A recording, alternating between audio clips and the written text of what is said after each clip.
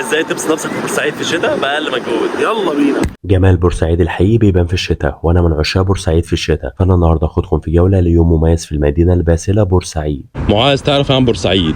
بورسعيد المدينة الباسلة. قابلت صديق معاذ وحجزنا قطر الصبح بدري لبورسعيد، وطول الطريق من بعد اسماعيليه بتشوف المناظر دي من شباك القطر، حاجه كده بتدل على عظمه قناه السويس. وصلنا بورسعيد بالسلامه، واول حاجه عملناها رحنا فطرنا عند العيوطي، اشهر واحد بيعمل فطار في بورسعيد. المكان غني عن التعريف يا جماعه، علامه من علامات بورسعيد. احنا فين دلوقتي؟ احنا عند العيوطي في بورسعيد، اجمد حد بيعمل فطار في بورسعيد كلها. هناكل اكل جامد. هتتفرج بعينك دلوقتي، هتوري كل يوم. هتركب اي تاكسي ب 15 جنيه، قول له بس عايز اروح عند العيوطي لفطار البحر. وعشان احنا في ضيافه اخونا جودزيلا في الفطار زي ما انتم شايفين كده. ما كفايه يا عم جودزيلا، احنا هناكل ايه ولا ايه يا باشا كل حاجه تاكلوها والله. بيعملوا بقى كل انواع الفول والفلافل اللي تخطر على بالك، فول بقى بالسجق وفول بالقشطه وفلافل بالبسطرمه وفلافل بالسجق، وليله كبيره قوي سعادتك. ده غير بقى الفطير الفلاحي والعسل الاسود في حته تانية خالص. والصراحه الفطار كان غشيم، وكلمه عالمي قليله عليه والله. ايه رايك في الفطار يا معاذ؟ الترابيزه بتتكلم لوحدها، الفطار بيتكلم لوحده. فلاحي فلاحي. وبعد الفطار الرايق ده هتلاقي البحر في وشك. التمشي على البحر في بورسعيد من احلى الحاجات اللي ممكن تعملها، وخصوصا ان الجو كان عالمي. فطرنا، نتمشى بقى على البحر شويه يا عم معاذ. لازم نتمشى عشان نخس، عشان نعرف نتغدى.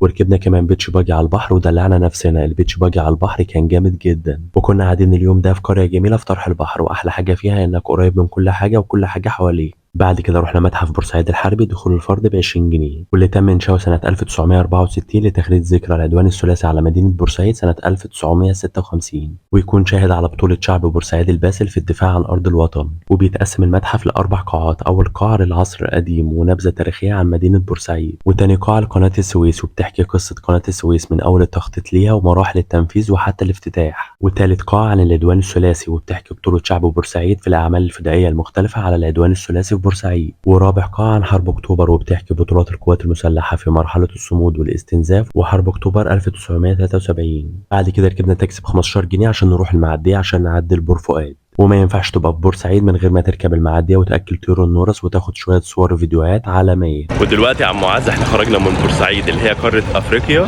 وصلنا بور فؤاد قاره اسيا. يعني احنا دلوقتي في قاره اسيا رسميا. قول والله. والله دي بور فؤاد، هوديك الملاحات وهدلعك اخر دلع في بور فؤاد. يلا بينا. وبعد ما عدينا المعدية رحنا قعدنا شوية في كافيه عند المعدية، جبنا شاي وقهوة وقعدنا شوية حلوين. بعد كده رحنا صلينا الظهر في مسجد المجمع الإسلامي، واحد من أكبر المساجد المطلة على المجرى الملاحي لقناة السويس. بعد كده ركبنا تاكسي ب 10 جنيه، أي تاكسي في بور فؤاد ب 10 جنيه، وعدينا على فيلا هيئة قناة السويس واحنا رايحين الملاحات. وصلنا الملاحات ودخول الفرد ب 5 جنيه، وهناك بقى هتلاقي جبال الملح وهتتصور عليها كأنها جليد، وأحلى صور للسنة الجديدة يا معلم. مبسوط يا عم معاذ في الملاحات؟ يا عم الحاج بس يلا عايزين ناكل، نروح نتفرج. يلا بينا. كده ضرب الشمس عشان جعان. ناكل بقى خلاص، هو يكون مع المطعم. بعد كده رحنا اسواق حمام في بور فؤاد عشان معاذ كان عايز يشتري جاكيت، وكل حاجه عندهم استوكات وبالتيكت بتاعها. انا شايف يا عم معاذ البتاع ده هيبقى جامد عليك، حتى حجمه مناسب. لا يا عم عبد الله ده 3750 هيمشي لوحده. 3750؟ لا لا لا.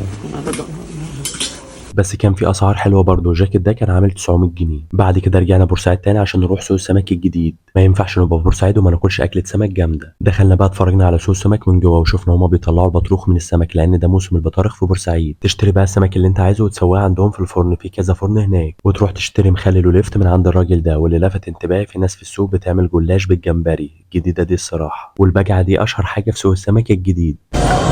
ده بقى اللؤلؤ يا عبد الله. هو بعيد اللؤلؤ شويه لب كده سي فود.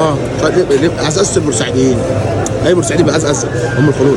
احنا بقى خدناه من قصرها ورحنا اتغدينا في مطعم بتاع سمك موجود قدام السوق من بره، وده يعتبر من اشهر مطاعم السمك في بورسعيد، وتقريبا كل فيه كل المشاهير في مصر. الكلام بقى دلوقتي على اجمد اكله سي فود هتاكلها في حياتك يا عبد الله. ايه الكلام على اكله فسفور تهبطك. اول حاجه نزلت السلطات، وكانت اجمد حاجه سلطه الكافيار دي يا جماعه. بعد كده شوربه السي فود العظيمه دي تدفيك في الشتاء. جبنا بقى اكله سمك محترمه، كل واحد سمكيه بوري محترمه. بوري مبطرخ بطروخ.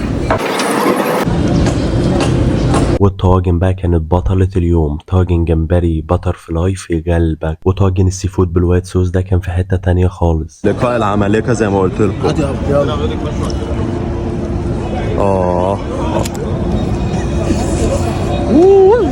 ايه اكتر حاجه بتحبها يا جودزيلا في الاكله دي؟